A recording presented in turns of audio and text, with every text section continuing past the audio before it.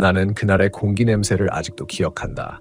차창으로 스며들던 냉기 섞인 습한 바람, 손등을 지나가던 미세한 떨림, 그리고 아무것도 보이지 않는데도 누군가 내 뒤에 서서 숨을 고르고 있는 것만 같은 그 느낌. 그게 모든 것의 시작이었다. 경주에서 버스를 운전하는 아저씨를 만난 건 한여름이었는데 정말 이상하게도 그의 이야기는 계절과 상관없이 온몸을 얼려버리는 힘이 있었다. 내가 처음 그를 만났을 때 그는 담배 연기를 내뿜지도 않았는데 이미 나에게서 멀리 떨어진 지점에서부터 긴장감이 느껴졌다. 마치 오랫동안 말하지 못한 무언가가 그의 입술 뒤에서 틀어박혀 흔들리고 있는 사람처럼.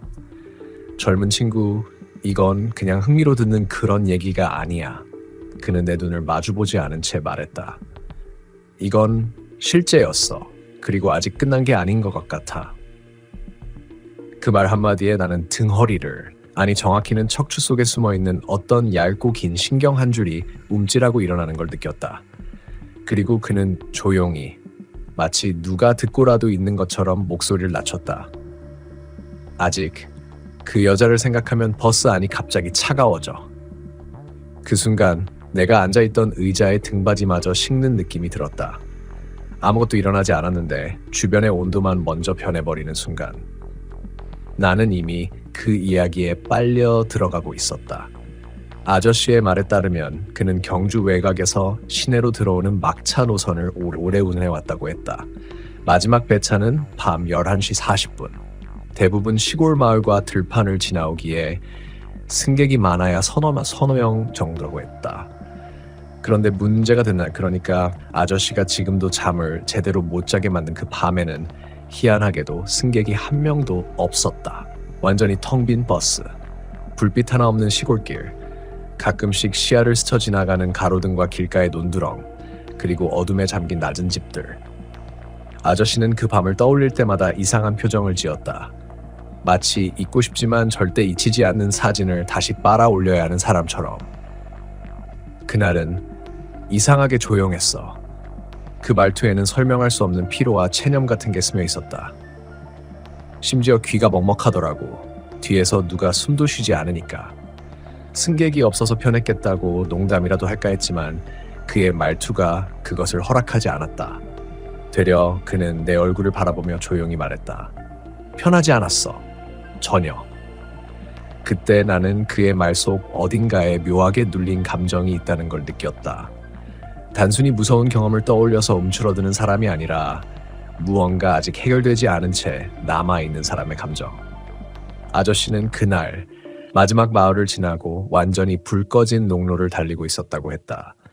주변은 비가 오기 직전처럼 눅눅했고 바람은 거의 없었고 차창 밖으로는 간간히 개 짖는 소리만 들렸다. 그리고 아저씨는 말없이 고개를 숙이며 턱으로 버스 뒤쪽을 가리켰다. 근데 갑자기, 진짜 갑자기 말이야. 그가 그날 느낀 감정이 어떤 것이었는지 나는 그의 떨리는 눈동자를 본 순간 정확히 알았다. 그건 처음엔 의심, 그 다음엔 점점 커져가는 두려움으로 번지는 감정이었다. 백미러로 보니까 아까까지 아무도 없었는데 어떤 여자가 서 있더라고. 그는 문장 하나를 뱉을 때마다 숨을 짧게 들이켰다. 그런데 이상했어. 빈자리 엄청 많은데 굳이 맨 뒤 가운데 자리에 서 있었어. 앉지도 않고 그냥 서서 버스 중앙 통로를 바라보고 있었다고. 그 말에 나는 온몸이 서늘해졌다. 서 있던 사람? 앉지 않고? 버스 안은 흔들릴 때마다 균형을 잡기 어려운데 일부러 서 있을 이유가 없었다. 나는 조심스럽게 물었다. 할머니였나요? 아니면 젊은 분? 아저씨는 고개를 저었다. 잘 모르겠어. 머리가 길어서 얼굴이 거의 안 보였거든. 근데 그 다음에 한 말이 더 소름이었다. 근데 그 여자가 서 있는 높이가 조금 이상했어. 내가 눈을 찡그리자 아저씨는 떨리는 목소리로 설명을 이어갔다. 서 있는 건 맞는데 그게 바닥을 딛고 서 있는 느낌이 아니었어. 아니, 정확히 말하면 발이 바닥을 닿지 않았어. 말끝을 떨며 삼키는 순간 내 팔에서 소름이 물결처럼 번져갔다. 나는 실제로 그런 사람을 본 적은 없지만 발이 닿지 않는다는 그 묘사 하나만으로도 상황의 층위가 바뀌는 걸 느꼈다. 단순히 이상한 승객의 문제가 아니었다. 그건 사람인지 아닌지 확신할 수 없는 존재의 문제였다. 아저씨는 그때 이미 뭔가 잘못됐다는 느낌이 있었지만 혹시 자신이 피곤해서 헛것을 본 걸 수도 있다고 스스로를 합리화하려 했다. 그게 그의 첫 번째 내적 갈등이었다. 이건 진짜일까? 아니면 내 눈이 피곤한 걸까? 그는 그 생각에 매달렸고 그 순간이 상황을 더 악화시켰다. 그런데 정말 문제는 그 다음이었다. 내가 조금 더 자세히 보려고 100m 각도를 살짝 움직였거든. 근데 그 여자가 아저씨의 목이 잠시 멈췄다. 침을 삼키고 나서야 다시 말을 잇는다. 고개를 천천히 들더라. 숨이 멎는 느낌. 나는 어느 순간 자신도 모르게 손가락을 움켜쥐고 있었다. 그는 천천히 아주 조용히 그 순간을 말로 다시 꺼냈다. 근데 그 고개 드는 각도가 사람이 아니었어. 마치 목이 뒤에서부터 끌려 올라오듯이 기묘하게 경직된 채로. 아저씨는 손가락을 펼쳐 보이며 말했다. 천천히, 딱 이렇게, 부자연스럽게. 나는 숨을 깊게 들이쉬었다. 심장이 등뼈 뒤에서 떨며 붙어있는 것처럼 따끈한 공기와 차가운 공기가 동시에 쏟아져 들어왔다. 하지만 그 여자의 고개가 완전히 들려 올라왔을 때 아저씨는 자신의 눈을 믿지 못했다고 한다. 얼굴이 없어 보였어. 그 말은 있는 그대로 해석하면 안 된다는 것을 나는 직감했다. 얼굴이 진짜 없었던 게 아니라 보이지 않았던 거다. 머리카락이 그림자처럼 덮여 있었는데 그게 그냥 가린 게 아니라 빛이 그 층을 통과하지 않았어. 빛이 통과하지 않는 머리카락. 그건 그림자가 아니라 무언가 존재하는 어둠과 비슷한 형태였다. 아저씨는 그 순간 갑자기 온도가 뚝 떨어지는 걸 느꼈다고 했다. 창문에 얇은 성에 같은 게 끼기 시작했고 운전대가 손에서 미끄러질 것처럼 차가워졌다. 그는 제대로 알아챘다. 그때 그건 사람이 아니었어. 그 말이 끝나는 순간 바깥에서 강아지가 짖는 소리가 들렸는데 평범한 짖음이 아닌 이상하게 눌린 울음소리였다. 아저씨는 그 소리에도 민감하게 반응했다. 그날 밤에도 똑같았어. 개들이 멀찍이서 울더라. 마치 뭔가 가까이 오고 있다는 신호처럼. 나는 이미 그의 이야기 속으로 완전히 빠져들어 있었다. 그 여자가 서 있는 모습, 고개를 드는 각도, 흐르지 않는 빛, 얼어붙는 공기, 울부짖는 개소리. 모든 게 머릿속에서 하나의 풍경으로 엮여가고 있었다. 아저씨는 깊게 숨을 내쉬었다. 그리고 말했다. 근데 진짜 무서운 건 그 다음이었어. 그 말과 동시에 그는 의자에 등을 붙이지 못한 채 앞으로 살짝 당겨 앉았다. 그 여자가 갑자기 사라졌거든. 100m에서. 숨이 턱 막히는 순간. 하지만 이야기는 여기서 끝이 아니었다. 그는 내 쪽으로 몸을 조금만 기울이며 낮게 속삭였다. 100m에서 사라졌는데 문제는 그의 입술이 떨렸다. 그 다음 바로 버스 안에서 소리가 났어.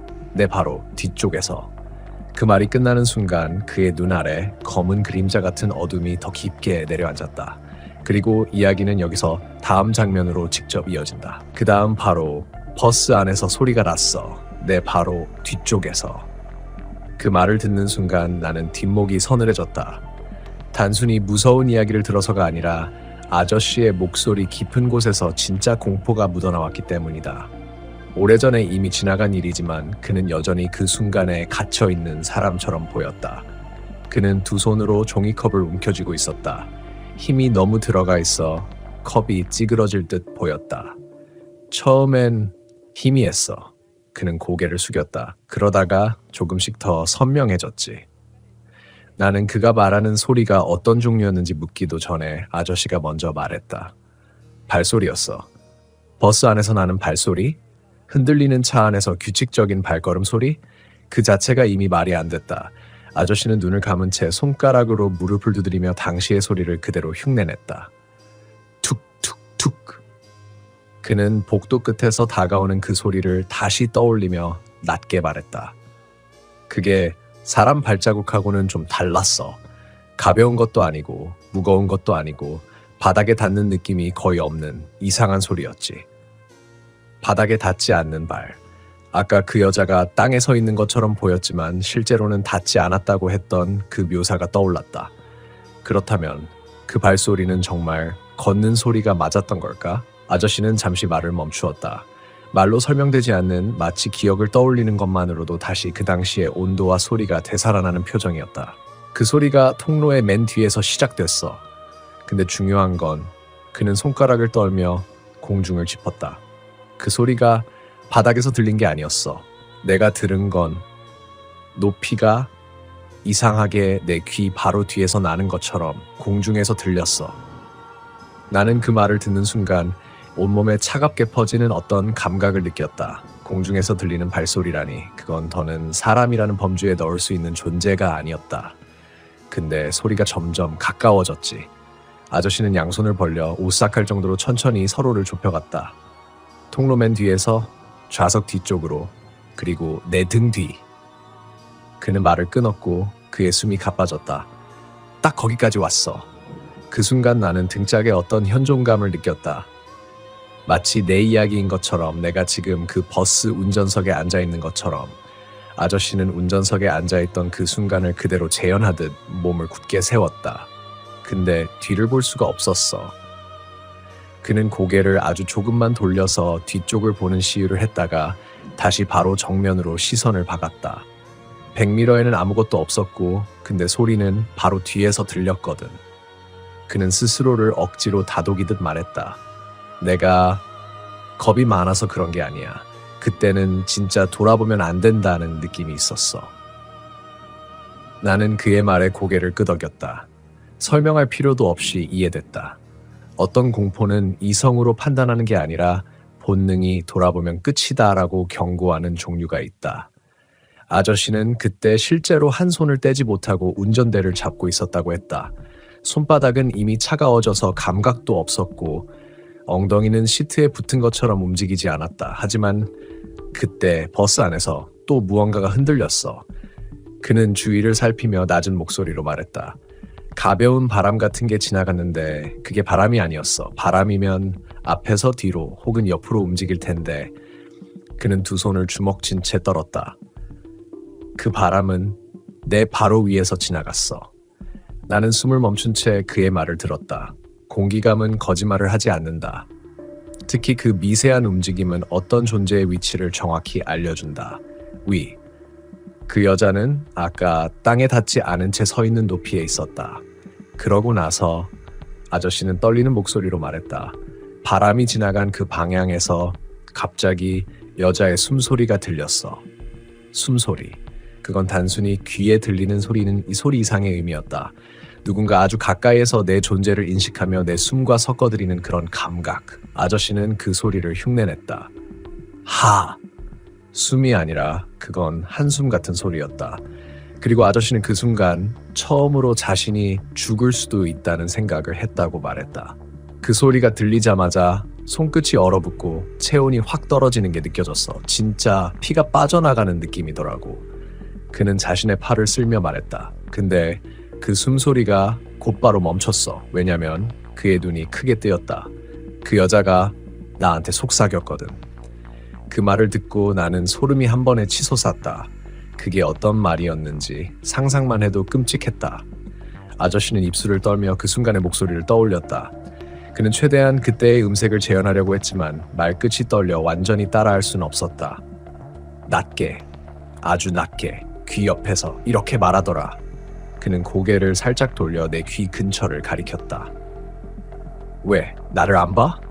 그 순간 나는 숨을 들이켰다. 그 말 한마디에 담긴 감정은 단순한 호기심이 아니었다. 미약한 분노, 서운함, 그리고 자신이 보이는 걸 원한다는 강제성. 아저씨는 그 말이 들리는 순간 오히려 본능적으로 고개를 더 세게 돌리지 않았다고 했다. 그 목소리가 너무 가까웠어. 그게 사람이 내 뒤에 서 있을 때 나는 거리감이 아니야. 그는 손을 떨며 말했다. 정말 바로 내 귓불에 닿을 정도였어. 마치 내 목 아래쪽에서 올라오는 것처럼. 나는 상상조차 하기 싫었다. 그 위치는 사람이 설 수 있는 위치가 아니었다. 차라리 그 여자가 바로 뒤에 서 있었다면 그래도 조금은 나았을 것이다. 하지만 그 여자는 분명히 아저씨의 머리보다 높고 몸 뒤쪽과 천장 사이 어딘가에 있었다. 도저히 자연스럽게 설명할 수 없는 장소.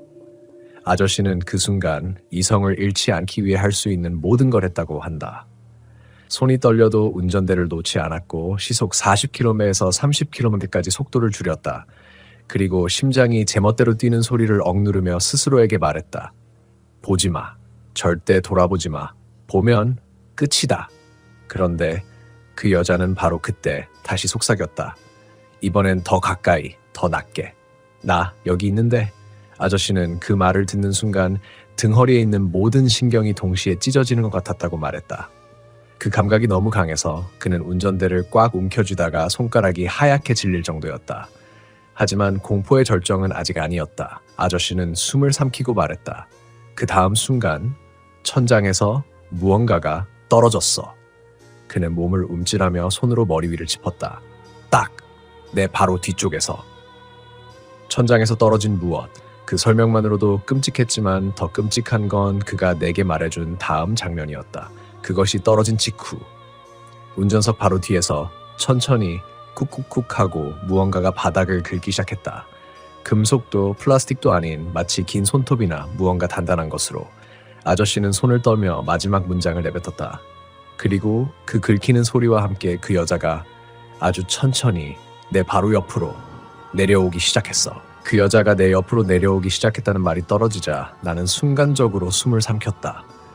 하지만 아저씨는 이미 그때의 감각을 다시 떠올린 듯 눈동자가 흔들리기 시작했다. 그는 오히려 말을 멈추지 않으려고 애쓰듯 계속해서 이어나갔다. 그게 사람 몸이 움직이는 방식이 아니었어. 아저씨는 말을 내뱉으며 턱을 약하게 떨었다. 내려온다고 표현했지만 실제로는 미끄러지는 느낌이었지. 내 몸을 타고 흐르는 물처럼 천장에서 내 옆으로. 그는 손을 들어 공중을 천천히 훑었다. 그 손동작이 실제로 그 존재가 지나갔던 경로를 그대로 따라가는 것처럼 보였다. 근데 차가 계속 달리고 있잖아. 그는 낮게 말했다. 그런데도 바람이나 진동이 전혀 없이 그냥 그대로 미끄러져서. 아저씨는 온몸을 움찔하며 한 단어를 강조했다. 붙었어. 나는 아까부터 등골이 서늘했지만 지금 그 한마디에 심장이 멈추는 기분이었다. 붙었다. 그건 단순히 바로 옆에 왔다는 의미가 아니었다. 그 존재가 그의 몸 가까이, 아니 거의 닿을 정도로 왔다는 뜻이었다. 내 옆, 바로 여기. 아저씨는 자신의 왼쪽 어깨를 손으로 두드렸다. 정말 바로 옆이었어. 머리를 조금만 돌리면 보일 수밖에 없는 거리. 그는 손바닥을 만지작거리며 말했다. 근데 난 돌리지 못했어. 그가 왜 돌리지 못했는지 굳이 설명하지 않아도 알 것 같았다. 그건 단순한 공포 때문이 아니었다. 그 존재가 보기를 원한다고 말했지만 그게 보여도 좋다는 말과 같지 않았기 때문이다. 차라리 보지 않아서 무사한 걸 수도 있었다. 아저씨는 깊은 숨을 들이쉬고 다시 말을 이어갔다. 그 여자가 내려오면서 내 귓가에 닿았는지는 잘 모르겠는데 온도만큼은 확실히 느껴졌어. 그는 자신의 귀 뒤쪽을 살짝 문질렀다. 차가운 게 아니라 뜨겁지도 않고 몸에 절대 있어서는 안 되는 온도랄까, 그냥 살아있는 게 아닌 온도였어. 그 온도는 상식과 경험의 범주에 없었다. 손끝을 스치면 따뜻한 게 사람이고 기온에 따라 차갑게 느껴지는 게 사물인데 그 존재는 둘 중 어디에도 속하지 않았다. 살아있지 않은 생물, 혹은 생물처럼 보이는 죽음. 나는 아저씨의 말에 숨을 내쉰 뒤 조용히 물었다. 그때 그 여자가 뭐라고 했나요? 아저씨는 그 질문이 나오길 기다렸다는 듯 고개를 천천히 들었다. 그리고 아까보다 더 낮고 떨리는 목소리로 말했다. 여전히 계속 속삭였어. 그는 숨을 들이쉬며 말을 재현했다. 왜 안 봐? 내가 여기 있잖아. 그 음성은 듣는 순간 머리 뒤쪽 피부가 오그라드는 느낌을 줬다. 그건 사람이 말하는 목소리가 아니라 짐승이 내는 소리에 가까웠다. 음절은 분명 사람의 말인데 그 안에 깔린 떨림과 울림이 분명 사람 목의 것이 아니었다. 아저씨는 손가락으로 책상 표면을 긁었다. 그 소리가 아까 그 여자가 바닥을 긁던 소리와 겹치는 듯 소름이 돋았다. 근데 그 다음 말이 정말 듣기 싫었어. 그는 눈을 감았다. 한 번만 봐줘. 오래 있었어. 나 여기 항상 있었어. 항상 있었다는 말. 그건 이 차에 타기 전부터 혹은 이 도로에 들어서기 전부터 그 여자가 자신을 보고 있었다는 뜻일까? 아저씨는 손으로 얼굴을 가렸다. 그 말 듣는 순간 내 머릿속에서 딱 하나밖에 없었어. 그는 손을 내려놓으며 말했다. 내가 빈틈을 보이면 죽는다. 단순한 공포를 넘어서 실제 생존 본능이 작동하기 시작한 것이다. 그래서 절대 고개를 돌리지 않았어. 차라리 앞으로 박더라도 날 봐버리는 것보다 나을 것 같거든. 그 말이 과장이 아니라는 건 아저씨의 표정에서 보였다. 그 순간 그의 몸을 감싸고 있던 공포는 현실적인 공포였다. 실제로 일어날 수 있는 죽음, 설명 불가능한 존재에 의한 파괴. 아저씨는 손으로 허공을 쓸며 말했다. 그 여자가 내 옆에서 숨을 쉬고 있었어. 그 숨소리가 내 호흡에 맞춰서 움직였어. 마치 내 목을 둘러싸고 있는 느낌 같았지. 그는 목 근처를 문지르며 말했는데 그 동작 자체가 당시의 잔상이 얼마나 선명한지를 보여줬다. 근데 갑자기 아저씨는 말을 멈췄다. 그리고 눈을 크게 떴다. 그 여자가 웃었어. 웃음. 그 단어가 떨어지는 것만으로도 숨이 막혔다. 근데 그 웃음이 그냥 웃는 게 아니었어. 그는 이를 악문 채 말했다. 입으로 웃은 게 아니라 가슴에서 끓어오르는 듯한 소리였어. 그가 흉내냈다. 그건 숨이 끊어지는 듯한 소리였다. 상처난 동물이 마지막 힘을 다 짜내어내는 소리 같았다. 그런데 거기에 기쁨이 실려 있었다. 아저씨는 몸을 웅크리며 말했다. 그 웃음 듣는 순간 정말 죽을 것 같았어. 그리고 그때였다. 버스가 흔들렸다. 바람 때문이 아니었어. 아저씨가 말했다. 길도 평평했어. 근데 갑자기 버스 전체가 툭 하고 흔들렸지. 그 흔들림은 단순히 바퀴가 도로 요철을 밟는 정도가 아니었다. 무언가 바깥에서 버스를 건드린 것 같은 충격. 아저씨는 그때 차창 밖을 스쳐가는 그림자를 본 듯한 표정을 지었다. 그리고 그 순간 그의 목소리가 떨렸고 손가락이 대학이 테이블을 꽉 움켜쥐었다. 내 옆에 있던 그 여자가 갑자기 내 앞쪽으로 휙 하고 사라졌어. 사라졌다? 나는 즉시 물었다. 어디로요? 아저씨는 본능적으로 자신의 시선이 향했던 방향을 따라 손가락을 가리켰다. 운전석 앞, 바로 앞 유리 오른쪽 아래, 거기서 뭔가가 날 보고 있었어. 그는 숨을 거칠게 내쉬었다. 유리에 얼굴을 딱 붙인 채로. 나는 몸이 굳어버렸다. 상상만으로도 기절할 듯한 장면이었다. 아저씨는 떨리는 손으로 유리 모서리를 가리켰다. 근데 그 얼굴이 정상적인 얼굴이 아니었어. 그는 입술을 떨며 말했다. 눈이 사람처럼 앞을 보는 눈이 아니라 내 눈보다 위에 있었어. 나는 그 말의 의미를 이해한 순간 식은땀이 났다. 그 말은 그 여자의 얼굴 구조가 사람 얼굴의 자리에 정상적으로 위치해 있지 않았다는 뜻이었다. 아저씨는 목을 움츠리며 계속 말했다. 그리고 그 여자가, 그는 숨을 삼켰다. 날 보고 웃었어. 그 웃음은 아까 들었던 그 기괴한 소리가 아니었다. 이번엔 분명 입을 벌리고 웃는 웃음이었다. 아저씨는 목소리를 낮추며 말했다. 입이 너무 넓었어. 입술이 찢어진 것처럼.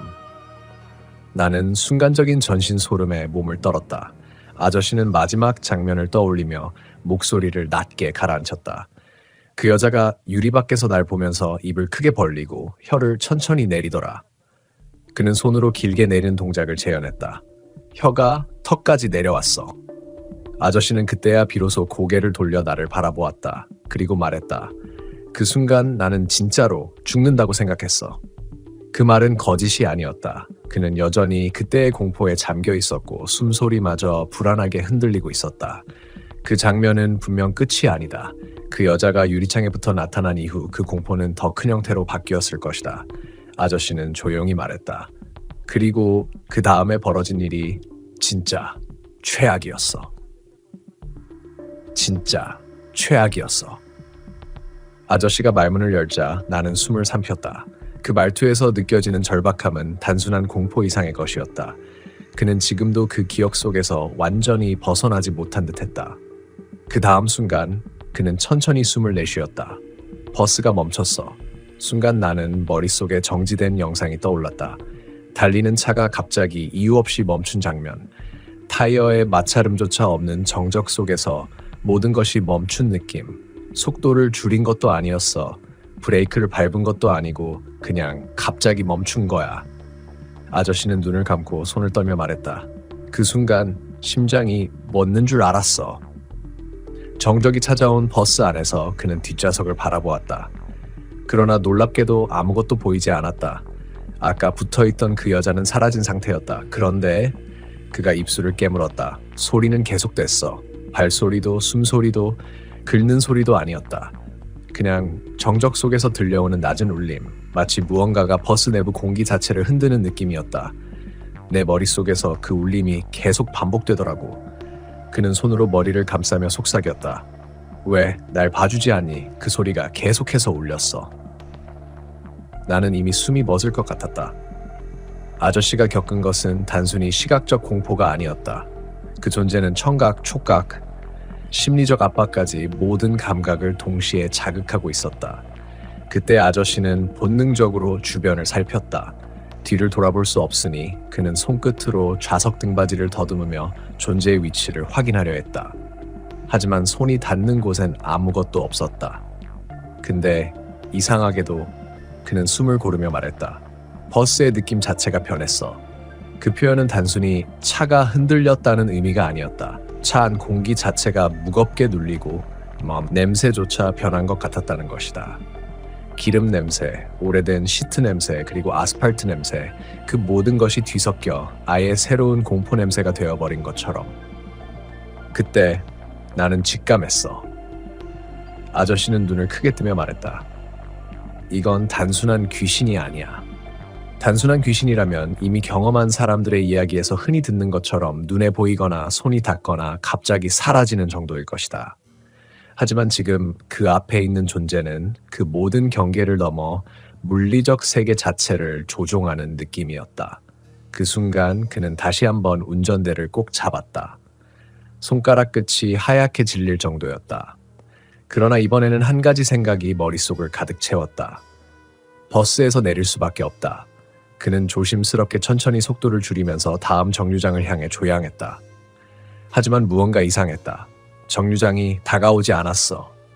그는 입술을 깨물었다. 버스 속도는 줄었는데 눈앞에 있는 표지판이나 가로등, 집들은 그대로였어. 마치 시간이 멈춘 것처럼. 그 순간 그는 자신의 판단을 의심했다. 정말 내가 보고 있는 게 현실일까?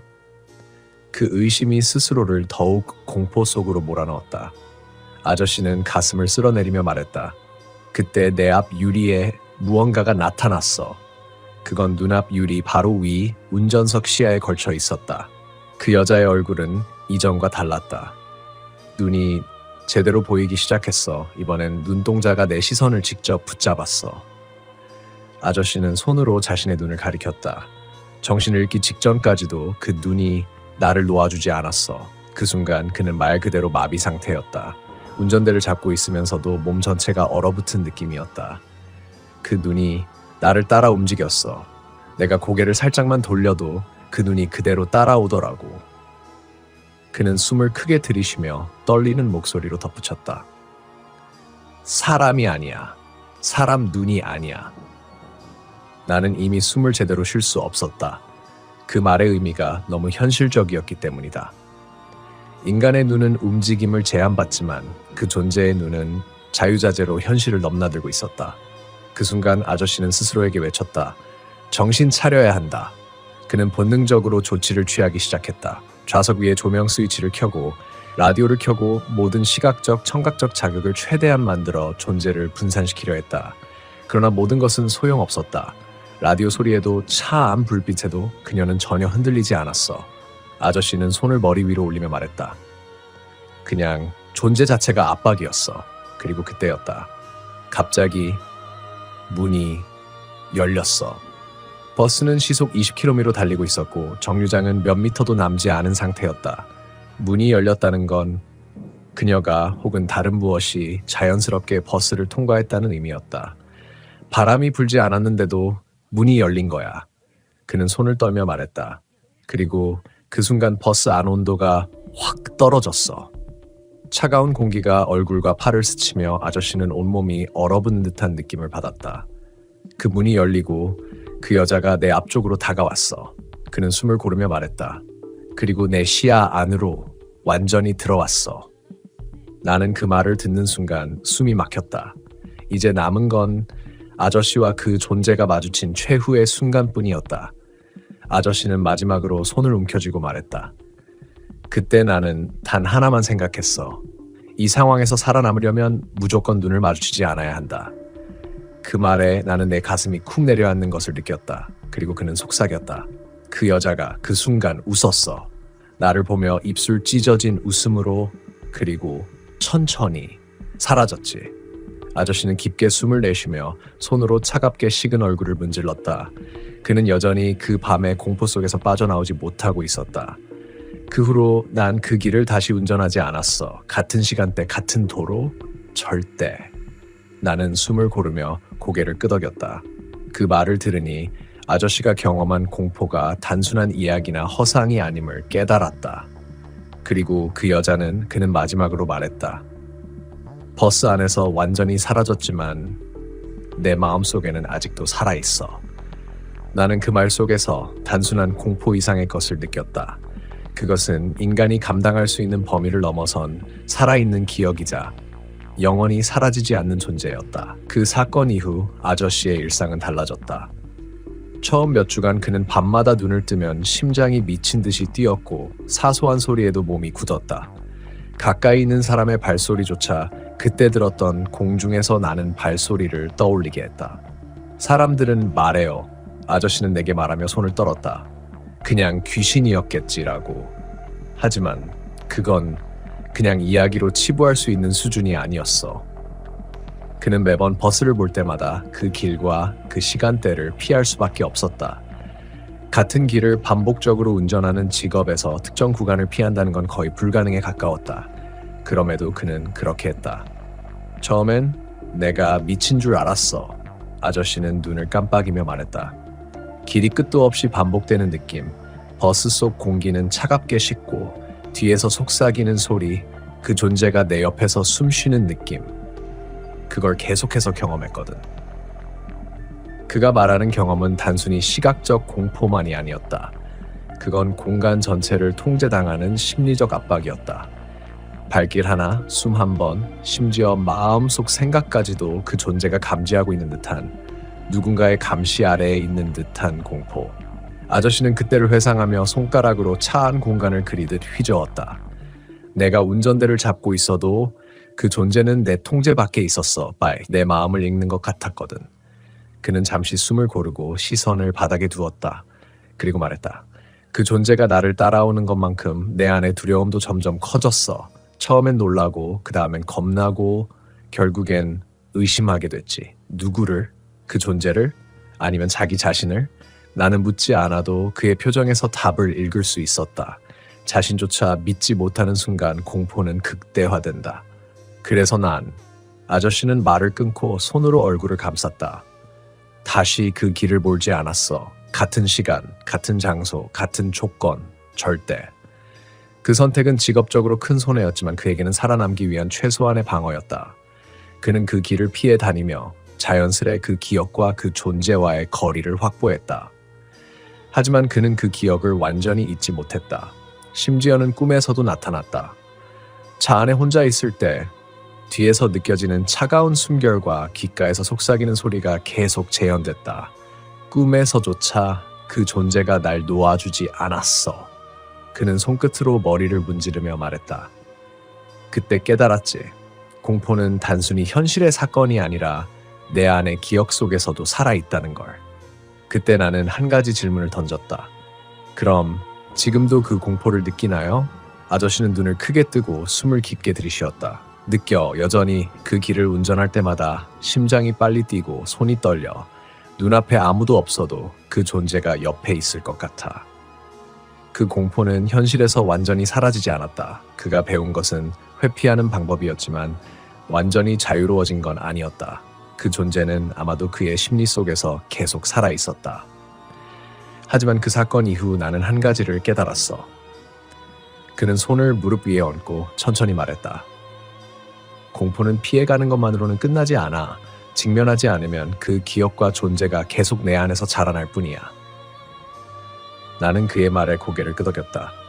그 말 속에는 단순한 두려움이 아닌 무언가를 배우고 받아들인 사람만의 깊이가 있었다. 그래서 나는 아저씨는 잠시 멈췄다. 그 공포를 이해하려고 노력했어. 왜 그 존재가 나를 선택했는지, 왜 내 옆에 있었는지, 왜 나에게 속삭였는지. 그 노력은 단순한 호기심이 아니었다. 그는 그 존재를 이해함으로써 공포를 통제하려 했다. 이해하지 못하면 공포는 계속 통제할 수 없는 힘으로 남는다. 그 존재는 나를 위협하려고 온 게 아니었어. 그는 천천히 입을 열며 말했다. 내가 보고, 느끼고, 기억하도록 강제했을 뿐이야. 그 존재는 내 안의 공포와 맞서게 만든 거야. 나는 숨을 고르며 그 의미를 곱씹었다. 공포란 단순히 위험만이 아니라 자신을 돌아보게 하는 거울이라는 것. 그 존재가 아저씨를 괴롭힌 것이 아니라 그 존재를 통해 아저씨 자신이 직면해야 할 감정을 마주하게 만든 것일 수도 있었다. 그리고 이제 그는 손을 턱에 괴고 멀리 바라보며 말했다. 조금은 달라졌어. 공포가 찾아와도 예전처럼 무력하게 굳지는 않아. 숨을 고르고 마음을 다스리면 어느 정도는 나를 지킬 수 있다는 걸 배웠거든. 그가 말하는 배움은 단순한 생존 기술이 아니었다. 심리적, 정서적 경험을 통해 얻은 인생의 교훈과도 같은 것이었다. 사람들은 말해요. 그는 마지막으로 말했다. 귀신 이야기는 재미로 듣는 거야 라고. 근데 난 재미가 아니야. 진짜로 겪은 공포는 정신뿐만 아니라 몸과 마음까지 흔들어 놓거든. 그 말에 나는 묵묵히 고개를 끄덕였다. 그의 경험 속에서 단순한 이야기 이상의 무언가가 느껴졌다. 그 공포는 인간의 기억과 감정, 본능을 동시에 시험하는 힘이었다. 그리고 그를 통해 배운 건 공포는 피할 수만 있는 것이 아니라 마주하고 이해하며 통제하는 방법을 찾는 과정이라는 사실이었다. 아저씨는 마지막으로 내게 천천히 말했다. 이제 나는 그 길을 운전할 때마다 숨을 고르고 마음을 다스리며 내 안의 공포와 마주할 준비를 해. 그 존재가 다시 나타난다면 이번에는 내가 더 단단하게 맞설 수 있도록. 그 말 속에서 나는 깊은 울림을 느꼈다. 그 공포가 단순히 사라지지 않았어도 그는 그것을 자신의 일부로 받아들이고 있었다. 죽음과 직면한 공포가 결국 자신을 더욱 강하게 만드는 힘으로 바뀌었다는 사실이. 나는 아저씨의 이야기를 끝까지 듣고 숨을 고르며 말했다. 그럼 이제 조금은 안심할 수 있겠네요. 아저씨는 고개를 끄덕였다. 하지만 눈빛에는 여전히 그날의 긴장감이 남아있었다. 완전히 안심할 순 없어. 그녀는 아직 내 기억 속에 살아있으니까. 하지만 이제 나는 두려움과 함께 살아가는 법을 배웠어. 그 말을 들으며 나는 공포가 단순히 사건이나 존재의 문제가 아니라 자신과의 싸움이라는 사실을 깨달았다. 그리고 이 이야기를 전하는 이유도 단순히 무섭게 만들기 위함이 아니라 청자들이 공포를 마주했을 때 어떻게 대처하고 이해할 수 있는지를 생각하게 하는 것이었다. 그 순간 나는 마음속으로 다짐했다. 아저씨가 겪은 진짜 공포를 단순히 이야기로만 끝내지 않겠다고. 그 공포 속에 담긴 교훈과 인간이 감당할 수 있는 한계와 용기를 함께 전하겠다고.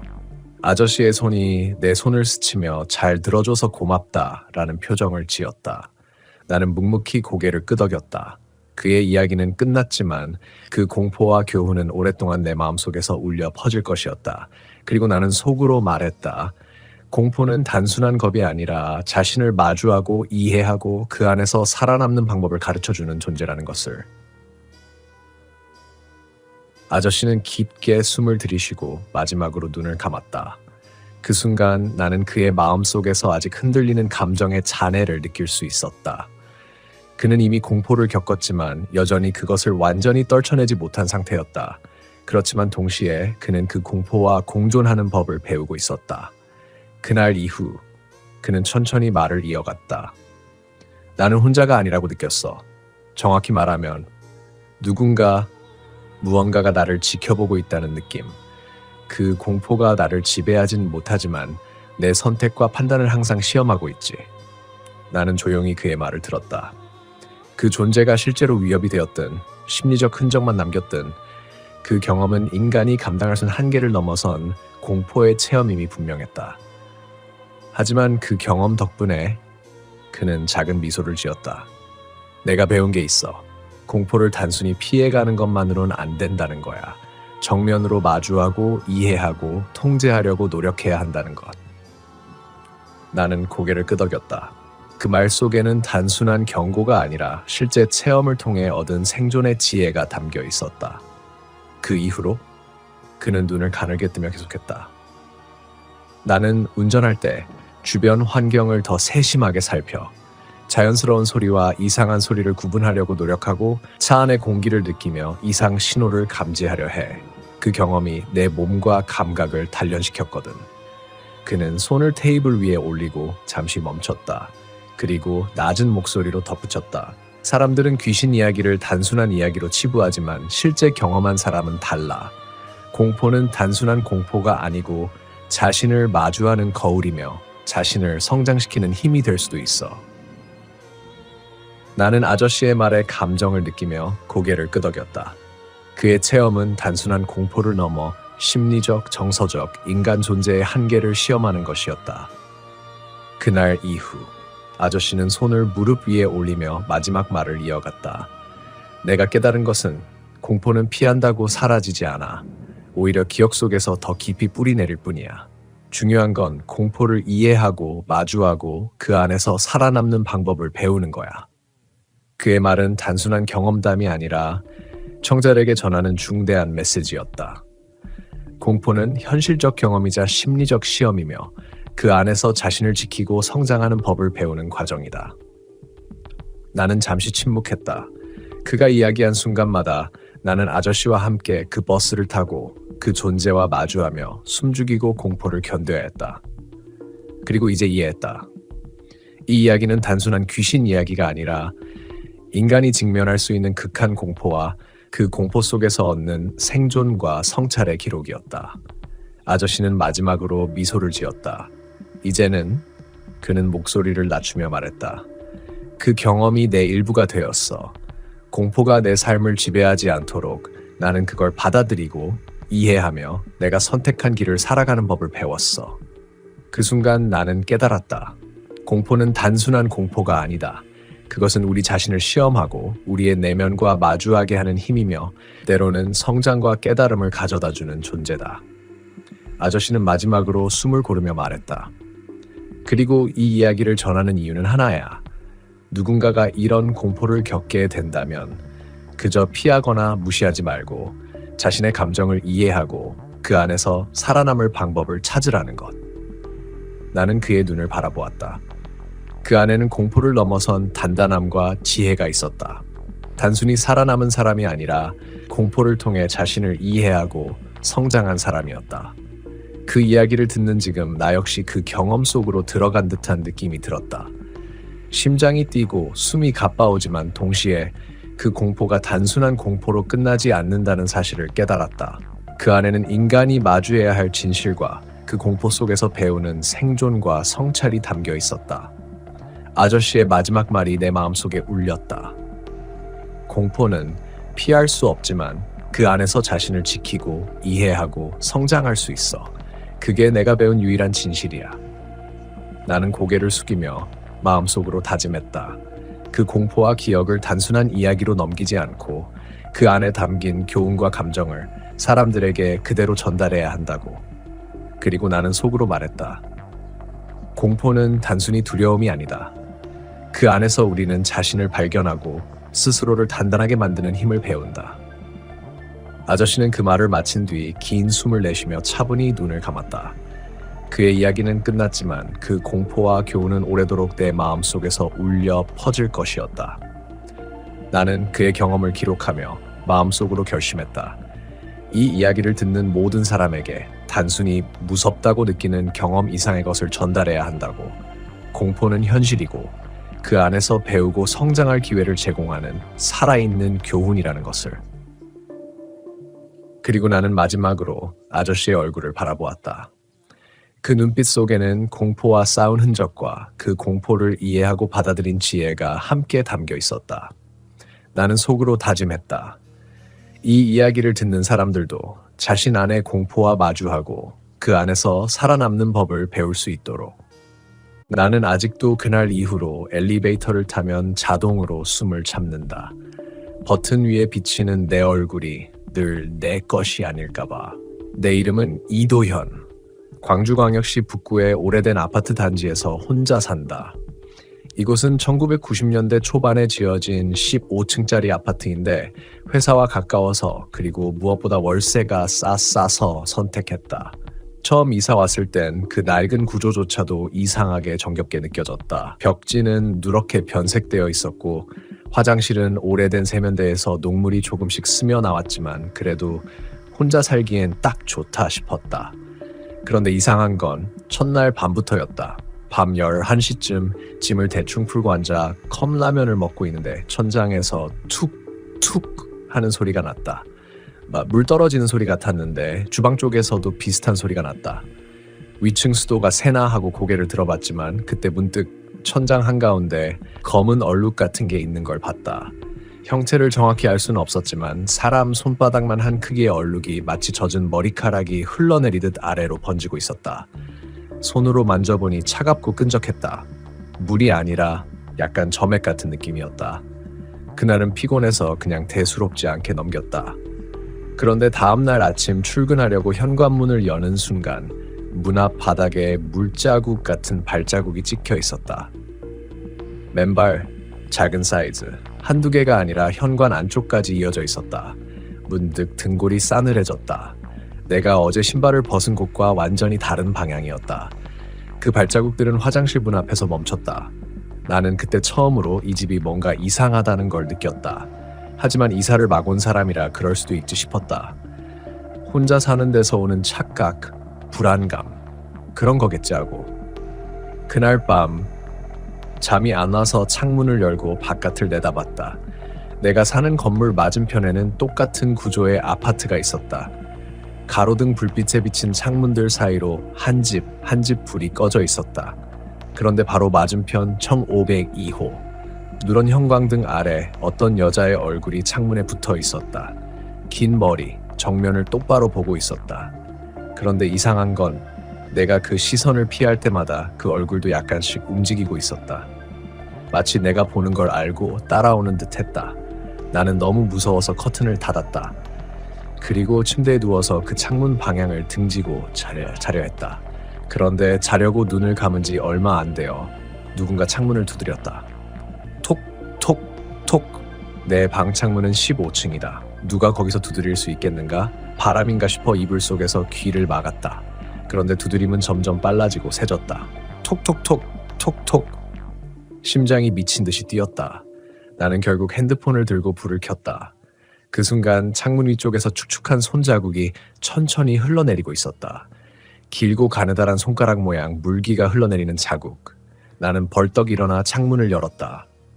바람 한 점 없었다. 아무도 없었다. 그저 커튼 안쪽에 남은 비눗물 같은 냄새만이 코끝을 때렸다. 그 후로 매일 밤 같은 시간이 되면 천장에서는 물방울이 떨어지고 창문에서는 두드림이 들려왔다. 나는 점점 잠을 제대로 자지 못했다. 퇴근하면 현관문 앞에 발자국이 있고 가끔은 화장실에서 머리카락 뭉치가 변기 위에 올려져 있었다. 마치 누가 내 집 안에서 씻고 나간 것처럼. 나는 결국 관리소에 내려가 항의했다. 천장에서 물이 새요. 위층에 연락 좀 해주세요. 관리소 아저씨가 내 호수를 확인하더니 잠시 고개를 갸우뚱하더라. 위층이요? 거긴 사람이 안 삽니다. 네? 한 2년 전부터 비어 있어요. 수도도 끊겼고요. 그 말을 듣는 순간 머리끝이 서늘하게 식었다. 나는 그 아저씨를 따라 위층으로 올라갔다. 문은 녹슨 자물쇠로 잠겨 있었고 문틈 사이로 곰팡이 냄새가 났다. 그런데 내 귀에는 분명히 들렸다. 문 안쪽에서 툭툭 물 떨어지는 소리. 나는 그 소리에 이끌려 문에 귀를 댔다. 그리고 그때 안쪽에서 여자의 낮은 숨소리가 들려왔다. 하! 바로 귓가에서. 뒤로 물러서자마자 내 손등에 무언가 묻었다. 투명하고 미끈한 액체. 나는 반사적으로 소리쳤다. 누구 있어요? 복도에는 아무도 없었다. 그저 형광등이 깜빡이며 한 번, 두 번 꺼졌다 켜질 뿐. 그 불빛 속에서 나는 문 위에 번호판을 봤다. 152. 내가 처음 봤던 그 창문, 그 얼굴이 있던 집이었다. 그날 이후로 내 안의 공포는 단순한 불안이 아니라 이건 분명히 무언가 있다는 확신으로 바뀌었다. 그날 밤 나는 전등을 켜둔 채로 잠들었다. 불이 켜진 방 안에 있으면 적어도 현실이 유지되는 것 같았다. 그런데 새벽 3시쯤 희미하게 잠에서 깨어났다. 어딘가에서 물방울이 떨어지는 소리가 들렸기 때문이다. 툭, 툭. 익숙한 리듬이었다. 천장, 그리고 내 머리 위쪽. 나는 이불을 덮은 채로 천천히 눈만 굴렸다. 천장 한가운데 어제 닦았던 그 얼룩이 다시 생겨 있었다. 그런데 이번엔 번져 있었다. 마치 무언가가 천장 속에서 기어다니는 듯한 흔적이 퍼져 있었다. 소리가 가까워졌다. 툭, 툭, 툭. 그게 꼭 사람 손끝에서 물이 떨어지는 소리 같았다. 나는 무심코 핸드폰 불빛을 비췄다. 그 순간 얼룩 아래쪽에서 머리카락 한 줄이 천천히 떨어졌다. 젖은 머리카락. 천천히 공기를 타고 내 이불 위에 내려앉았다. 나는 거의 반사적으로 몸을 뒤집어 이불을 뒤집어 썼다.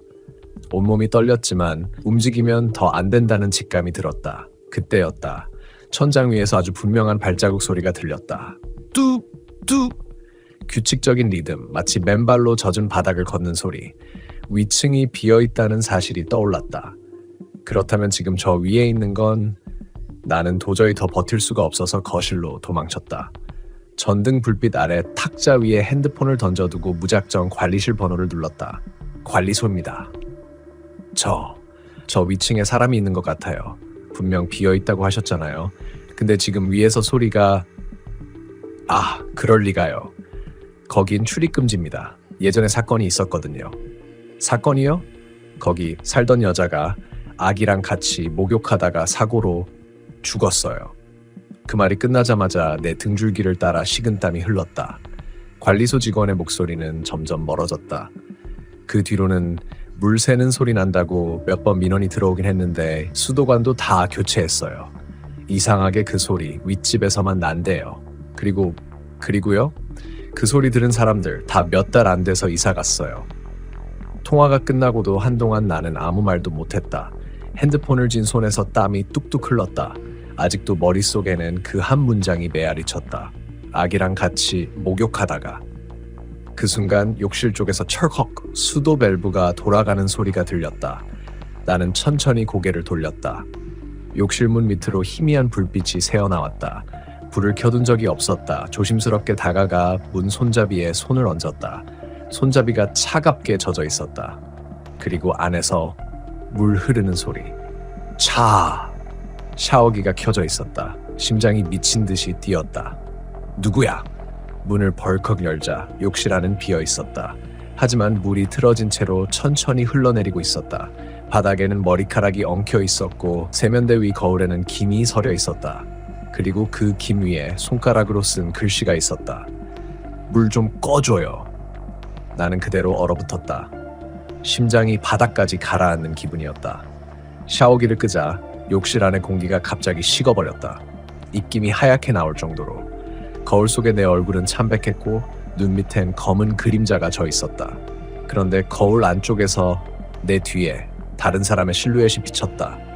나는 돌아보지도 못한 채 그대로 욕실 밖으로 뛰쳐나왔다. 현관문 앞에서 신발을 신고 나가려는데 문 손잡이가 돌아가지 않았다. 잠금 장치가 아니라 누군가 반대편에서 잡고 있는 것처럼. 나는 미친 듯이 문을 두드렸다. 열려! 하지만 그때 귓가에서 속삭임이 들렸다. 거기 왜 들어왔어요? 그 목소리는 분명 여자의 것이었다. 하지만 이상하게도 바로 내 귓속에서 들려왔다. 나는 그제서야 깨달았다. 이건 외부의 소리가 아니었다. 내 머릿속 혹은 내 기억 어딘가에서 들리는 소리였다. 그날 이후로 내 일상은 완전히 망가졌다. 회사에서도 집중이 안 됐고 사람 얼굴이 제대로 보이지 않았다. 엘리베이터를 탈 때마다 누군가 내 옆에 서 있는 것 같았다. 그리고 아파트 복도 끝 조명 아래에는 늘 젖은 발자국 한 쌍이 남아 있었다. 며칠 후 나는 결국 용기를 내어 1502호 앞에 다시 섰다. 그 집이 뭔가 답을 줄 것만 같았다. 문틈에는 여전히 곰팡이가 피어 있었고 문패 아래에는 희미하게 박이라는 글씨가 남아 있었다. 나는 라이터 불빛을 비추며 손가락으로 문패를 문질렀다. 박, 지, 현, 이름의 일부가 보였다. 그 순간 안쪽에서 아기 우는 소리가 들렸다.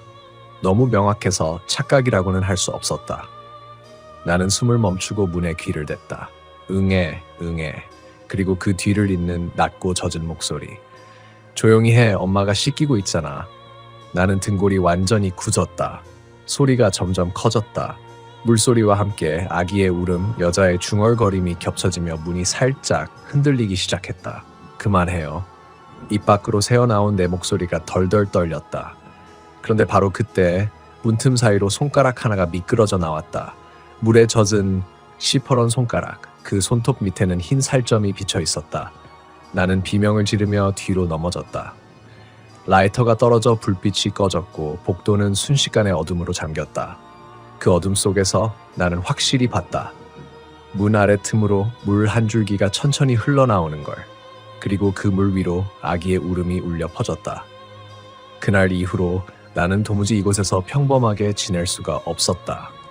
밤마다 물소리가 들렸고 거울엔 보이지 말아야 할 형체가 비쳤다.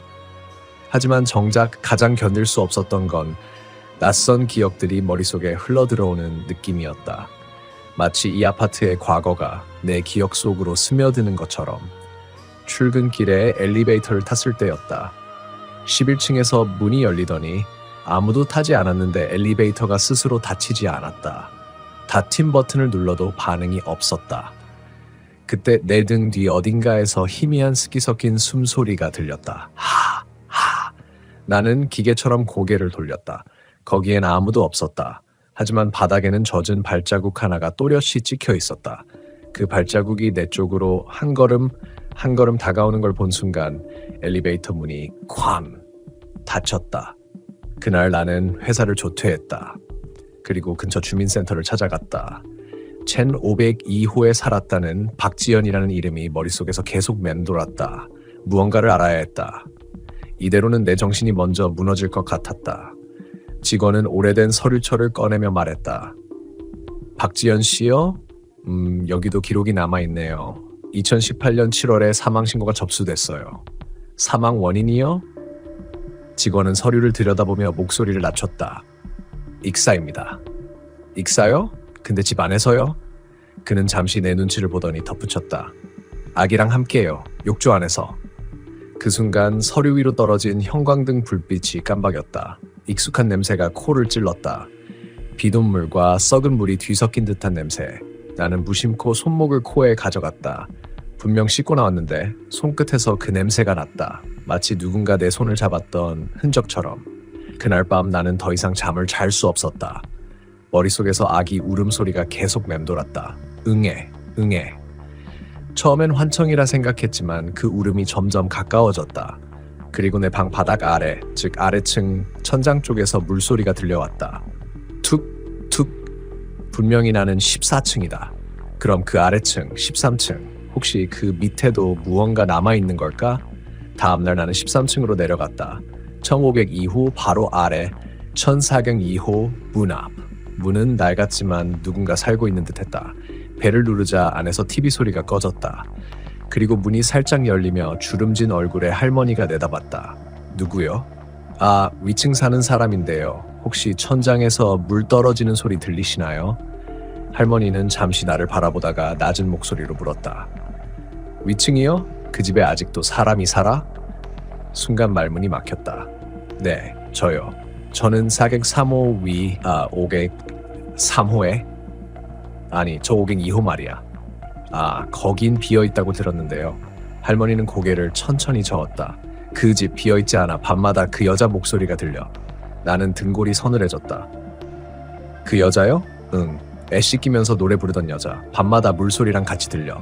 나는 그게 아직 거기 있다고 생각해. 할머니의 눈빛은 완전히 말라 있었다. 몇 년째 반복된 공포에 지친 눈이었다.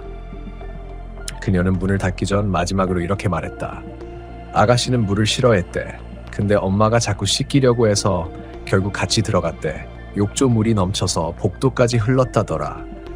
나는 돌아오는 길 내내 그 말이 머릿속에서 맴돌았다. 욕조 물이 복도까지 흘렀다. 내 방 천장의 얼룩, 바닥에 젖은 발자국, 그리고 그 손가락. 모든 게 하나로 이어졌다. 그날 밤 나는 결심했다. 1052호 문을 열기로. 퇴근하자마자 철물점에서 자물쇠 절단기를 빌렸다. 관리소 눈을 피해 밤 11시 복도를 따라 걸었다. 형광등이 간헐적으로 깜빡였다. 복도 끝 1005갱 2호 문 앞, 곰팡이 냄새와 함께 축축한 공기가 흘러나왔다. 문틈 아래에는 여전히 물자국이 번져 있었다. 나는 숨을 크게 들이마시고 절단기를 문고리에 걸었다. 딱! 자물쇠가 부서지는 순간 문 안쪽에서 아기의 웃음소리가 들렸다. 그 소리에 심장이 멎는 듯했다. 문을 천천히 밀자 차가운 공기와 함께 곰팡이, 썩은 물, 그리고 비누 냄새가 한꺼번에 밀려왔다. 방 안은 깜깜했고 불은 완전히 끊긴 상태였다. 휴대폰 플래시를 켜자 벽마다 곰팡이 자국이 사람 얼굴처럼 일그러져 있었다. 거실을 지나 욕실 문 앞에 섰다. 바닥은 아직 젖어 있었다. 그리고 욕실 안에서 물방울이 떨어지는 소리가 들렸다. 툭, 툭. 문을 밀자 욕조 안에 물이 반쯤 차 있었다. 그 안에서 멍 떠 있었다. 처음엔 머리카락 덩어리인 줄 알았는데 가까이 다가가 보니 그건 오래된 아기 목욕 인형이었다. 눈이 반쯤 떨어져 나가 있고 배 부분엔 균열이 가 있었다. 나는 그걸 꺼내려 손을 뻗었다. 손끝이 물에 닿는 순간 갑자기 욕조 안쪽에서 누군가 내 손목을 꽉 잡았다. 잡았다. 그 목소리는 바로 내 귀 옆에서 들렸다. 그리고 동시에 내 몸이 물속으로 끌려 들어갔다. 찬물 속에서 몸부림치며 겨우 머리를 내밀었을 때 거울 속에 한 여자가 서 있었다. 흐릿한 형체, 젖은 머리카락이 얼굴에 붙은 채 무표정하게 나를 바라보고 있었다. 그 여자의 팔엔 작은 아기가 안겨 있었다. 아기의 눈은 반쯤 감겨 있었고 입가엔 물이 흘러내렸다. 나는 비명을 지르며 몸을 일으켰다. 욕조 밖으로 나가려는데 발밑에 물이 흘러내리며 미끄러졌다. 그때 여자의 목소리가 들렸다. 물 좀 꺼줘요. 그 말은 거울에 쓰인 그 글씨 그대로였다. 나는 욕실 문으로 달려가 문을 열었다. 하지만 문 밖 복도는 이미 물로 가득 차 있었다. 그리고 그 물 위로 아기의 작은 장난감 오리가 떠 있었다. 여기서 나가야 돼. 몸을 던지듯 복도를 달려나왔지만 형광등 불빛 아래 바닥에는 젖은 발자국이 끝없이 이어져 있었다. 그 끝에는 엘리베이터가 서 있었다. 문이 반쯤 열려 있었다. 안은 캄캄했지만 그 안에서 엄마 하는 목소리가 들려왔다. 나는 그 소리에 홀린 듯 엘리베이터 안으로 발을 들였다. 그날 이후로 나는 그 집에 들어갈 수 없었다. 문 앞에만 서 있어도 이상한 냄새가 코끝을 스쳤다. 썩은 물 냄새와 곰팡이 냄새 사이 어딘가에서 철 냄새 같은 게 섞여 있었다. 피 냄새였다. 아주 희미하지만 분명히 그 냄새였다. 나는 경찰에게 다시 연락했다. 하지만 돌아온 건 짧은 한마디였다. 그 집은 이미 관리 대상이에요. 한동안 비워둬야 합니다. 그 말을 듣는 순간 이상한 생각이 스쳤다. 이미 관리 대상이라니? 누가 왜? 내가 처음 들어간 그 집은 분명 사람이 살고 있었던 흔적이 가득했다. 세탁기도 냉장고도 신발장도 그대로였다. 그런데 관리 대상이라니 그게 무슨 뜻일까? 그날 밤 나는 또 그 아파트 앞을 지나갔다. 습관처럼 아니 강박처럼 발걸음이 그곳으로 향했다. 불 꺼진 아파트 단지 전체가 어둠에 잠겨 있었는데 이상하게 한창 공사 중인 다른 동에는 불빛이 새고 있었다. 그 불빛 사이로 누군가의 그림자가 천천히 움직였다. 나는 그 사람에게 말을 걸었다. 저기요, 여기 공사하시나 봐요? 그는 모자를 푹 눌러 쓴 채로 고개만 끄덕였다. 혹시 303호는 어떻게 된 건지 아세요? 내 질문에 그는 갑자기 고개를 들었다. 그리고 어두운 얼굴 사이로 새하얀 눈자위가 번쩍였다. 거긴 아직도 있어요. 그는 그렇게 말하고는 아무 말도 없이 천천히 계단 쪽으로 사라졌다. 나는 그의 걸음소리를 들으며 한동안 멍하니 서 있었다. 그 말이 머릿속을 맴돌았다. 아직도 있다.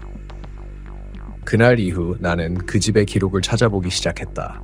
등기부 등본, 주민센터의 자료, 오래된 신문기사까지. 결국 하나의 이름이 나왔다. 박윤정, 28세, 실종. 기록에는 이렇게 적혀 있었다. 2014년 9월 16일 광주광역시 북구 눈아파트 303호에서 마지막으로 목격됨. 사진 속 그녀는 내가 문틈에서 본 얼굴과 너무도 닮아 있었다. 그 하얗고 무표정한 얼굴, 그녀였다. 그제야 나는 깨달았다. 내가 들은 노크 소리, 부엌에서 울리던 물 떨어지는 소리, 그리고 그 벽의 얼룩, 모두 그녀가 거기서 아직 벗어나지 못했다는 신호였다. 나는 그 집을 떠날 준비를 했다. 짐을 정리하면서 마지막으로 베란다 문을 닫으려는 순간 바람이 불지도 않았는데 커튼이 천천히 들렸다. 그 아래로 창문 유리에 손자국이 찍혀 있었다. 길고 얇고 물에 부른 손가락 같은 자국. 그건 내가 아닌 누군가의 손이었다. 나는 온몸이 굳은 채로 천천히 뒤로 물러섰다. 그때 누군가 내 귓가에 속삭였다. 여기 아직 있어요. 나는 소리를 지르며 문을 열고 뛰쳐나갔다. 계단을 내려오는 동안에도 뒤에서 계속 발소리가 따라왔다. 탁! 탁! 탁! 마치 내가 낸 소리를 흉내내듯 한 칸씩 정확히 맞춰 내려오는 발자국. 밖으로 나와서야 숨을 몰아쉬었다. 하지만 멀리 아파트 창문을 올려다본 순간 내가 살던 방 불이 켜져 있었다.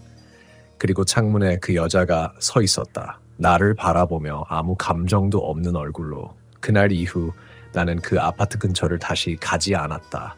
하지만 한동안 이상한 일이 이어졌다. 내 새집 화장실 거울에 물기가 남은 날이면 그 위에 3개의 점이 찍혀 있었다. 손끝으로 찍은 것처럼 일정한 간격으로, 마치 누군가 여기 있다는 표시라도 남기듯. 나는 그걸 닦아내며 스스로를 속였다. 습기야. 그냥 물방울이겠지. 하지만 아무리 닦아도 다음 날이면 다시 생겼다. 밤마다 그 여자의 눈이 떠오른다. 그 무표정한 얼굴이 아직도 내 꿈속에서 나를 따라온다. 그리고 꿈속에서 늘 똑같은 말을 한다. 문 열어줘요. 나는 이제 문을 잠그고 잔다. 하지만 가끔씩 새벽 3시쯤이면 문손잡이가 살짝 흔들린다. 규칙적으로 천천히, 마치 문 밖에서 누군가가 나를 기다리듯. 그럴 때면 나는 이불을 뒤집어 쓰고 눈을 감는다. 그녀가 진짜로 들어올까봐, 그녀가 내 옆에 앉을까봐, 혹은 이미 들어와 있을까봐. 이 이야기를 하는 지금도 내 뒤에서 가끔 물 떨어지는 소리가 들린다. 나는 이제 확신한다. 그 아파트는 단순히 귀신이 나온다는 수준이 아니다. 그곳은 누군가의 흔적이 아직 살아있는 공간이다. 그리고 어쩌면 그녀는 아직도 누군가를 기다리고 있을지도 모른다. 자신을 기억해줄 단 한 사람이라도. 그 사람의 집 문을 두드리며 조용히 속삭이면서 여기 아직 있어요. 그 이후로 한동안 나는 아무 일도 없다고 믿으려 애썼다. 하지만 사람은 결국 무언가를 믿지 않으려 할수록 그곳으로 끌려가게 되어 있다. 퇴근길에 버스를 타면 창문 밖으로 그 아파트가 보였다. 언제나 그렇듯 303호만 불이 꺼져 있었다. 모든 창문이 어두운데 그 방은 너무 완전하게 어두웠다. 빛 하나, 그림자 하나 새어 나오지 않았다. 마치 그곳만 현실에서 잘려나간 듯 했다. 그런데 이상하게도 매번 그 방 앞에 빨래가 널려 있었다. 하얀 셔츠, 여성용 블라우스, 그리고 어린아이 옷 한 벌. 비에 젖어 축하게 매달린 그것들이 바람에 흔들릴 때마다 나는 몸이 굳었다. 누가 널어둔 걸까? 그 집엔 아무도 살지 않는데. 며칠 후 결국 나는 다시 그 아파트를 찾았다. 이유는 단순했다. 정말로 그곳에 누군가 사는지 확인하고 싶었다.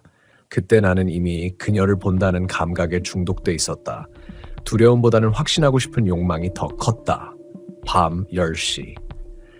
엘리베이터가 멈췄을 때 복도는 끈적한 정적에 잠겨 있었다. 형광등 하나가 간헐적으로 깜빡였다. 그 불빛 사이로 303호 문 앞에 무언가 놓여 있었다. 작은 종이 행자. 그 안에는 사진 한 장과 검은 머리카락 한 움큼. 사진에는 한 여자가 찍혀 있었다. 그녀였다. 그런데 이상하게 그 옆에 내가 서 있었다. 나는 사진을 본 적이 없다. 찍힌 기억도 없다. 하지만 분명히 그건 나였다. 직장에서 입던 셔츠, 내가 쓰던 가방, 심지어 내 표정까지 똑같다. 심장이 터질 듯 뛰었다. 그 순간 복도 끝에서 엘리베이터 문이 팅 하고 열렸다. 누군가 내 쪽으로 천천히 걸어왔다. 발소리 딱, 딱, 딱. 그리고 멈췄다. 나는 고개를 들었다. 엘리베이터 불빛 아래 여자가 서 있었다. 머리가 길고 젖어 있었으며 고개를 약간 기울인 채 나를 바라봤다. 그녀의 얼굴은 사진 속 그대로였다. 입술이 천천히 움직였다. 돌려줘요. 나는 그 자리에서 도망쳤다. 계단을 뛰어내려가면서도 뒤를 돌아보지 못했다. 뛰는 내내 그 말이 귀에 맴돌았다. 돌려줘요? 돌려줘요. 대체 무엇을? 그날 밤 집에 돌아와 불을 켜니 거실 테이블 위에 그 상자가 다시 놓여 있었다. 확실히 문도 잠그고 나왔는데 그 안에는 사진 대신 어린아이 신발 한 짝이 들어 있었다. 젖어 있었고 흙이 묻어 있었다. 그 순간 나는 깨달았다. 그녀가 기다리는 건 자신의 흔적이었다. 그녀는 그 집에서 사라졌고 그 흔적이 정리되지 못했다. 그래서 돌아오려는 것이다. 자신의 삶이 멈춘 자리로. 나는 잠을 이루지 못한 채 새벽을 맞았다. 그때 문득 창밖을 보았다. 그 아파트가 멀리서 보였는데 이번엔 303호 불이 켜져 있었다. 불빛은 희미하게 흔들리더니 창문가에 여자가 서 있었다. 그리고 천천히, 아주 천천히 아이를 안고 있었다. 그녀는 나를 보며 미소를 지었다. 그 미소는 이상하게 따뜻했다. 그러나 동시에 그 미소 뒤에 깊은 절망이 있었다. 그날 이후 나는 경찰서로 갔다. 2014년 박윤정 사건 기록을 요청했다. 담당 형사는 조용히 말했다. 그 집에서 그 여자의 흔적은 아직도 못 찾았어요. 흔적이요? 네, 사라질 때 아이랑 함께였는데 아이 신발 한 짝만 남았죠. 나는 손에 남은 그 신발의 촉감을 떠올렸다. 축축하고 차가운, 그리고 너무 가벼운 그 감촉. 그제야 알았다. 그녀는 나에게 돌려달라 한 것이 아이였다. 그날 밤 나는 마지막으로 그 아파트를 찾아갔다. 복도는 여전히 어두웠고 문 앞에는 아무것도 없었다. 그런데 문틈 아래로 희미한 빛이 새고 있었다. 나는 문 손잡이에 손을 얹었다. 손끝이 얼음처럼 차가웠다. 탁! 잠금이 풀리는 소리. 문이 천천히 열렸다. 안은 텅 비어 있었다. 그런데 방 한가운데 물에 젖은 아이가 서 있었다. 허공을 바라보며 입술이 미세하게 움직였다. 엄마. 그 순간 내 뒤에서 문이 닫혔다. 나는 돌아봤다. 그녀가 서 있었다. 그리고 조용히 내 손을 잡았다. 그 손은 너무 차가워서 동시에 따뜻했다.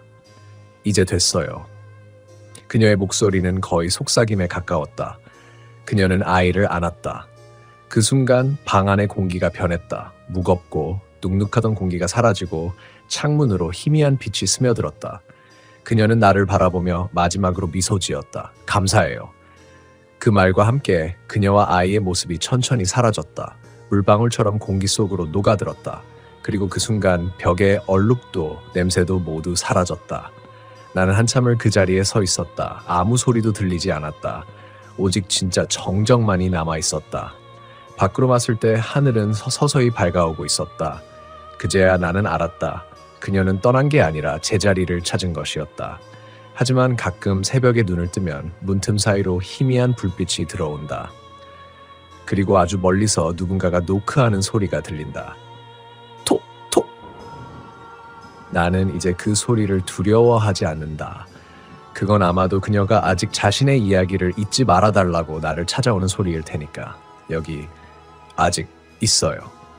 솔직히 처음엔 믿지 않았다. 광주 북구 원낫 아파트 303호 귀신이 나온다는 그 집. 처음 기사를 의뢰받았을 때 나는 피식 웃었다. 요즘 세상에 귀신이 어딨어요. CCTV 있잖아요. 그게 내 첫마디였다. 그런데 이상하게도 그 말이 입 밖으로 나온 순간부터 그 집 주소가 머릿속에서 떨어지지 않았다. 마치 내게 와봐요 라고 속삭이는 것처럼. 나는 취재 장비를 챙겼다. 소형 카메라, 녹음기, 손전등 앱 그리고 현장용 수첩. 10년 넘게 사회부 기자로 일하면서 수많은 사건을 다뤘지만 이번엔 묘하게 긴장됐다. 사건이 아니라 분위기 그 자체를 취재하러 가는 기분이었다. 아파트에 도착했을 때는 오후 5시쯤이었다. 겨울 해는 이미 낮았고 복도엔 햇빛 대신 노을빛이 스며들고 있었다. 관리소 아저씨는 나를 보더니 고개를 절레절레 흔들었다. 또 오셨네요. 또요? 그 집 취재한 사람이 이번 달만 3명째예요. 다들 중간에 포기하고 갔죠. 그 말에 나는 웃으며 명함을 건넸다. 저는 쉽게 포기 안 합니다. 그가 잠시 나를 보더니 낮은 목소리로 말했다. 그러다 다른 사람처럼 잊혀지지 마요. 그때는 그게 무슨 뜻인지 몰랐다. 303호 문 앞에 섰을 때 문은 잠겨 있었다. 그런데 문틈 사이로 바람이 새어나왔다. 차가운 공기였다. 마치 냉장고 문을 연 것처럼. 나는 문에 귀를 댔다. 안쪽에서 아주 약한 소리가 났다. 똑, 똑, 똑. 무언가가 천천히 떨어지는 소리. 물방울 같기도 혹은 발소리 같기도 했다. 나는 열쇠공을 불러 문을 열었다. 안은 싸늘했다. 창문은 닫혀 있었고 먼지가 쌓여 있었다. 그런데 거실 한가운데 한 장의 신문지가 깔려 있었다. 그 위엔 무언가 젖은 흔적이 있었다. 가까이 다가가 보니 신문 위에 사진 한 장이 놓여 있었다. 오래된 증명사진. 사진 속 여자는 미묘하게 흐릿했고 눈동자가 번져 있었다. 그 밑에는 낯선 글씨가 적혀 있었다.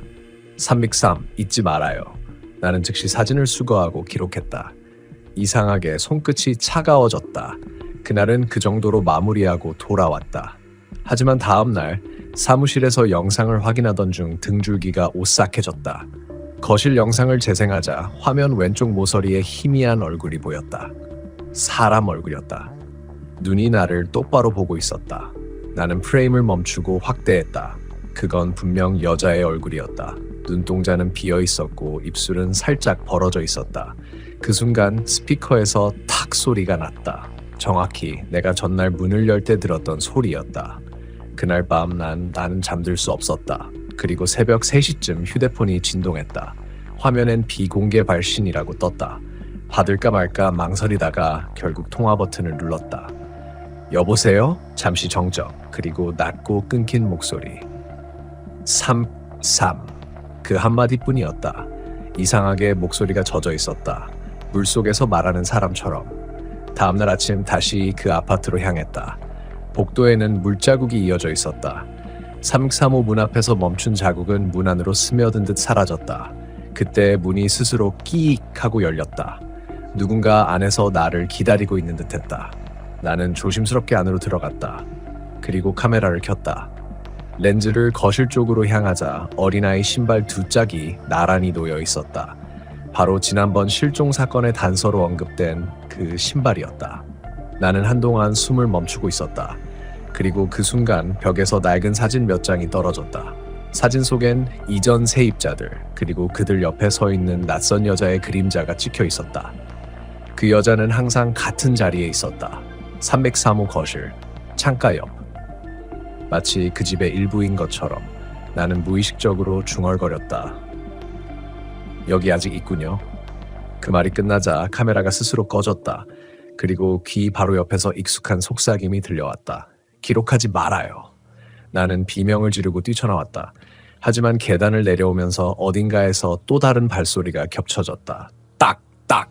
밖으로 나와 숨을 고르며 뒤돌아봤다. 3층 창문. 거기서 그녀가 나를 내려다보고 있었다. 눈동자 없는 그 얼굴로 취재는 그날로 끝냈어야 했다. 하지만 기자라는 직업은 끝을 허락하지 않는다. 특히 설명되지 않는 사건 앞에선 나는 사무실로 돌아와 경찰 기록과 관리사무소 일지를 뒤졌다. 303호에는 지난 10년간 5명의 세입자가 거주했다. 그중 4명은 3개월을 넘기지 못하고 이사를 갔다. 이유는 제각각이었다. 소음, 습기, 이상한 냄새, 불면증, 그리고 마지막엔 환청. 마지막 세입자는 2달 전 벽에서 아이가 울어요. 그 한마디를 남기고 사라졌다. 전출 신고도 해지 신고도 없이. 나는 경찰의 협조를 구해 2014년 실종사건 기록을 열람했다. 기록의 첫 문장에는 이렇게 적혀 있었다. 2014년 9월 16일 여성 28세 박윤정 씨와 3세 아들이 북구 난란 아파트 303호에서 실종됨. 유력한 타살 정황 없음. 단서 없음. 그런데 이상한 점이 하나 있었다. 사건 담당 형사 이름 옆에 정우석 미결이라고 쓰여 있었는데 그 밑에는 연필로 희미하게 적힌 문장이 있었다. 그 집 아직 끝나지 않았다. 나는 담당 형사의 이름을 검색했다. 그는 이미 2018년에 사망한 상태였다. 사망 원인은 심장마비. 하지만 부검 기록에는 극심한 스트레스와 수면 부족이 명시되어 있었다. 그때부터 뭔가 이상하다는 확신이 들었다. 단순한 괴담이 아니었다.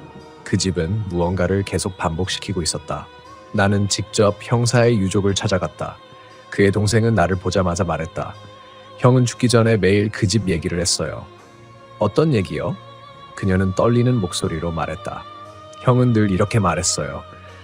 그 집에는 사람이 2명이 아니야. 3이야. 나는 멍해졌다. 3이라니요? 그녀는 잠시 침묵하다가 낡은 파일 하나를 내게 건넸다.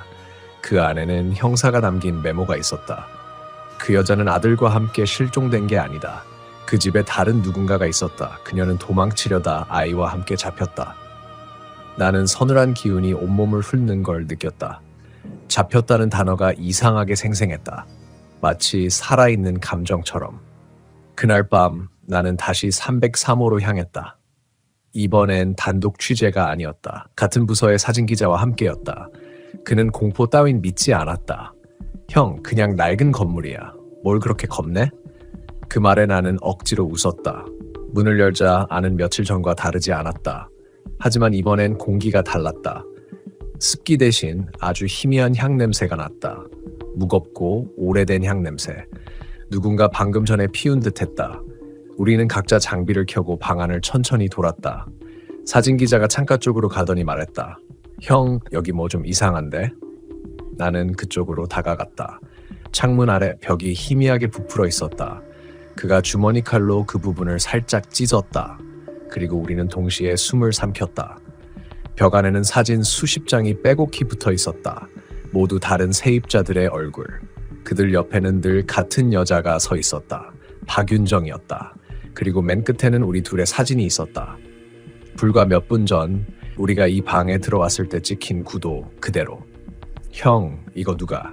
그가 말을 잇기 전에 천장에서 뚝뚝 물 떨어지는 소리가 들렸다.